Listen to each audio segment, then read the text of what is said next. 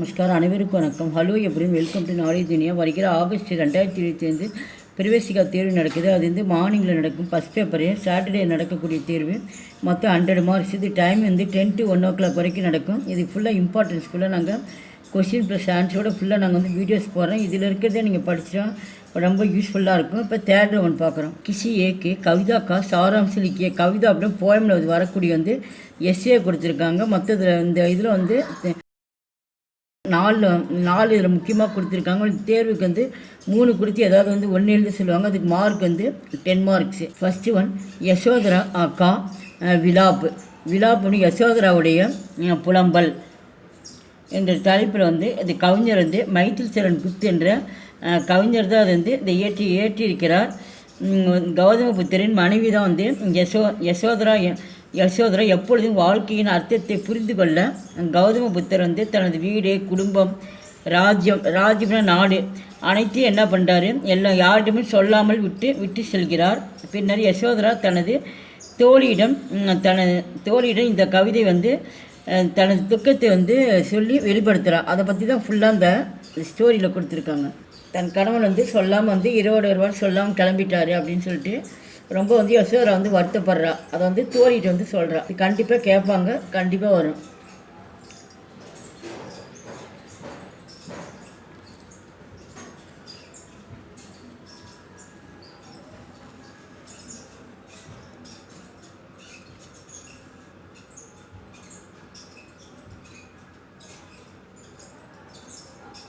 இந்த கதையில் ஃபுல்லாக வந்து மெயின் கருத்து நீங்கள் புரிஞ்சுக்கிட்டால் போதும். 1 முறை 2 முறை 3 முறை ஃபுல்லாக படித்து பார்த்து இதை அர்த்தத்தை தெரிஞ்சுக்கிட்டால் நீங்களே ஓனாக கூட எழுதலாம். ஃபஸ்ட்டு ஒன்று வந்து ரொம்ப முக்கியமானது வந்துகிட்டே இருக்கும், நல்லா பார்த்துங்க.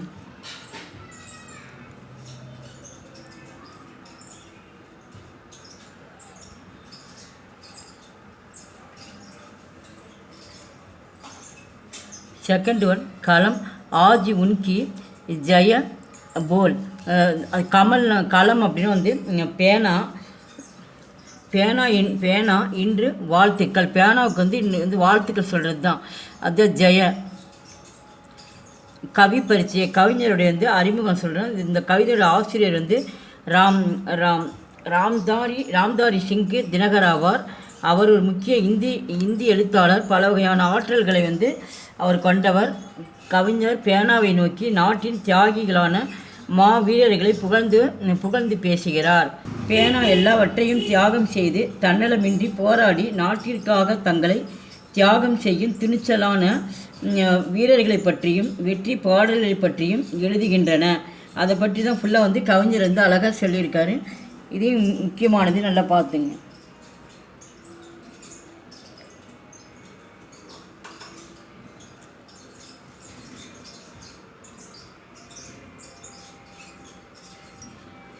தேர்ட் ஒன் வந்து ஹம் நவ வசந்த் லாயேகே. அவங்க புதிய வசந்தத்தை கொண்டு வருவோம். வசந்த் அப்படின்னா மகிழ்ச்சின்னு அர்த்தம். புதிய வசந்தத்தை கொண்டு வரும். இந்த கவிதை வந்து ஆசிரியர் தமிழ்நாட்டைச் சேர்ந்த சுமந்திரர் என்பவர் தான் இந்த கவிதை எஸ்ஏ வந்து எழுதியிருக்காரு. கவிஞர்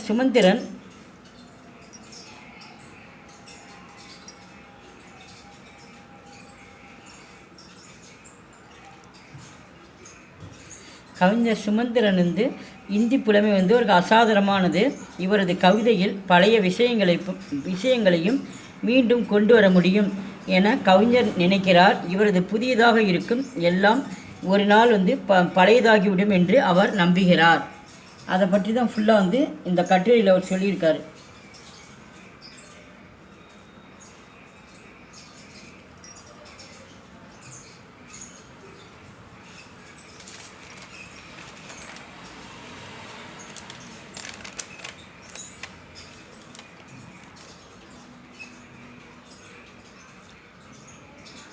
ஃபோர்த் ஒன் தரானா ஹிந்தி.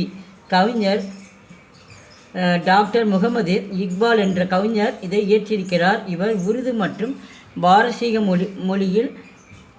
மொழிகளில் புகழ்பெற்ற கவிஞராக விளங்குகிறார். இவர் ஒரு வழக்கறிஞர். இந்து முஸ்லிம் ஒற்றுமையை வலியுறுத்துகிறார்.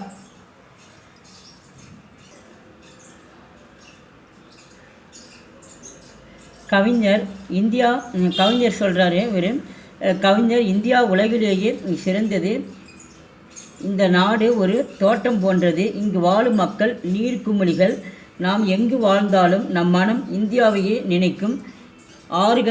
ஆறுகளில் மிக முக்கியமானது கங்கை, மிகச்சிறந்த நதியாகும். இமயமலை பற்றியும் அழகாக வர்ணிக்கிறார்.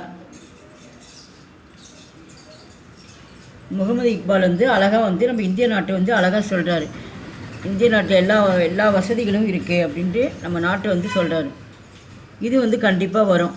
நான் 4th ரொம்ப இம்பார்ட்டன்ஸு. இது கேட்டே இருக்காங்க, நல்லா பார்த்துங்க. இந்த 4 படிச்சிங்க. 4 இனி 3 கேட்பாங்க. அதில் ஏதாவது 1 எழுதுனா போதும். எங்கள் வீடியோக்கு லைக் பண்ணுங்கள், ஷேர் பண்ணுங்கள். எங்கள் சேனல் ஃபஸ்ட் டைம் மறக்காமல் சப்ஸ்கிரைப் பண்ணுங்கள். நன்றி, தன்யவாத்.